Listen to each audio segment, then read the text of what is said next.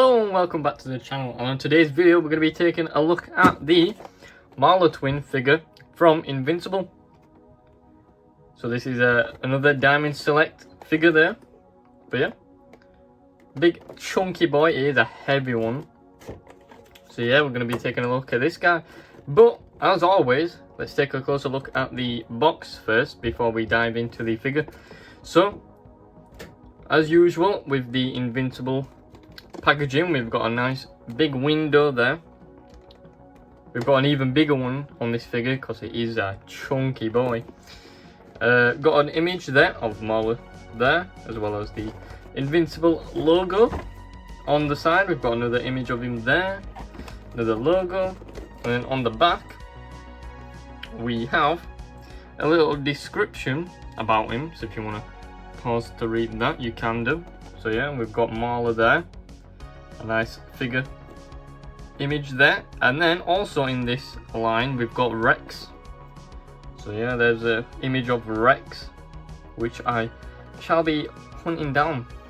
But yeah, there's also a description there if you want to pause to read that. But yeah, that is pretty much it for the packaging, so let's dive into it, shall we? And oh, this is number 9 in this line. So yeah, let's open it and see what the figure's like, shall we? And here is the figure out of the box. But before we take a look at the actual figure itself, let's have a look at the accessories he comes with. So on this side we have his giant gun here, which is really nicely done. I mean, it's done in a way that it looks like it's literally straight out of the TV show, which is quite impressive. But yeah, really nice. I mean, looks exactly how the gun looks like in the show. Nice paintwork on this as well. I mean, there's no major paint flaws with it or anything like that, because Diamond is kind of a hit and miss, I'll be totally honest, with like the paint job and stuff. But you know, on the gun itself it's perfectly fine. So that is the gun that it comes with. And then he comes with a second head sculpt, which is more of an angrier face than the normal one that you get on him. The one on him is more like a serious face, but this one's more of a angrier looking sculpt. Yeah, pretty cool. And then we get 3 additional pairs of hands here, 4 including the fisted pair he's got on, but he comes with these flat palms here. I like how they painted the fingernails there. I mean, it's not the best paint job, I'll be honest, because you can see it is very, very missed and outlined, but on that one it's fine. Yeah, that one's perfect, but on that one it's missed by a lot.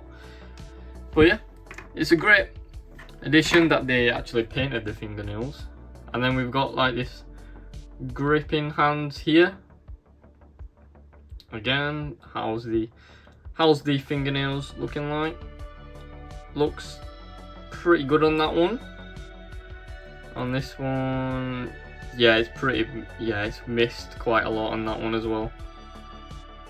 So yeah, not the best job, but you know, it's not totally awful. And then we have got these like not trigger finger, but holding hands for the actual gun itself. But yeah, again, let's check the fingernail paint. Pretty decent on that one, and yeah, decent on that one as well. So yeah, not bad.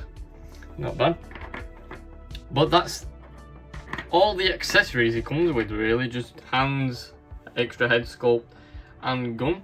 But that's all what you need for a Mauler figure. I mean, there's not much you could really give him extra, to be honest. But looking at the figure itself, now this guy is a chunky boy. He's a big chunky boy. He has got quite a lot of weight to him.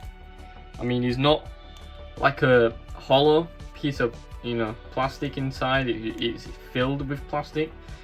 You can tell easily by the weight. I mean, it is quite a hefty figure.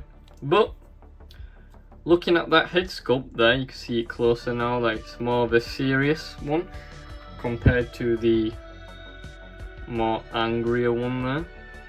But yeah, you can see it has got a shine to these, because this is the only, I'd say, issue I've got with the figure, is that they made him like a glossy blue.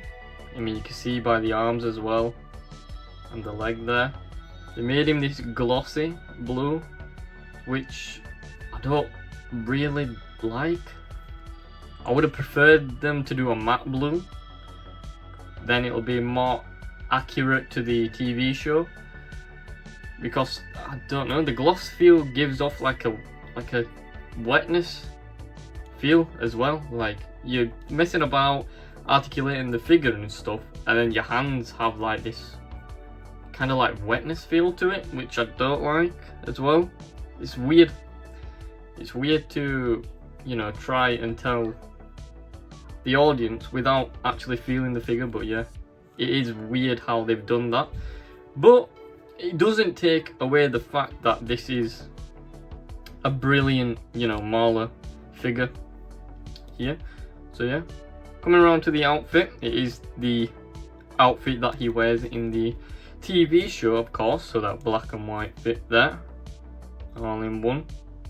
But yeah, it is a pretty basic figure to make, I'll be honest. It's just one suit and a big blue guy. But yeah, there's not much detailing wise going on with him, but yeah.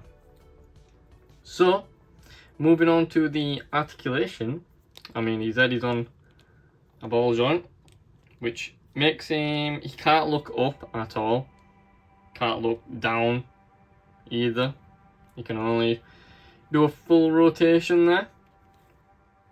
And then arms can go up to a full T-pose. I like how they did the clicking. I mean, the clicking's nice that they have included with the joints. So yeah, full T-pose there. Yeah, nice bicep swivel, as well as single joint as always with a diamond.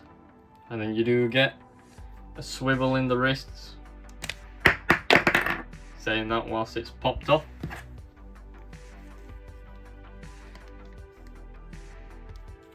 And it is back on. But yeah, swivel in the wrists. There we go. Coming around to the body, he has just got one swivel there. No ab crunch at all. I mean, he has a little bit, but not much. Can go back, not far at all. So yeah, just a swivel in the body there. And then legs go up pretty far, to be honest. Go back that far, and then we've got a upper thigh cut there, as well as single joints in the knees there, and a swivel in the ankle there, as well as they can go up that far and then back that far. Do we have a lower cut there? Nah, we don't. Thought that would have been a cut there, but nope. But yeah, pretty basic articulation as you would expect with Diamond, but it gets the job done, I'll be honest, because with these figures you don't really need a lot of articulation. I mean, it would be nice to get at least like double joints in the elbows and knees, but what can you do? What can you do? So yeah, that was the Mauler twin figure.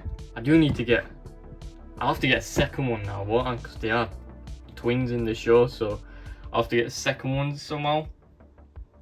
But yeah, it is a shame about this line actually, because as you know, well, if you don't know, Diamond Select toys are no longer a thing now. But yeah, so it is a shame that this is one of the last Invincible figures we're gonna get in this line, you know, by Diamond, because they are, you know, people do give Diamond a lot of slack, like with the figures. They're not up to date with the articulation, all this jazz and all that, but I'll be totally honest, I quite liked them, to be honest. I mean, especially these Invincible ones, because they really do look like they've come straight out, you know, of the TV show and such. But I don't know any of the companies that have the Invincible license at this point, apart from Jada Toys, have just come out quite a bit ago saying that they've got license for Invincible, but I doubt we'll be seeing anything from them for a good while. So yeah, this is probably the last Invincible figure I'm gonna look on this channel for quite some time. But yeah, look forward to what Jada Toys have coming out for Invincible and such. But yeah, this was my unboxing and review of the Invincible Mauler twin figure from Diamond Select. So thank you again, Diamond, for sending this over for me to review. And yeah, without that said, make sure to smash that like button, subscribe to the channel down below so you don't miss out on any other review or update videos, and I will see you guys on the next one. Peace.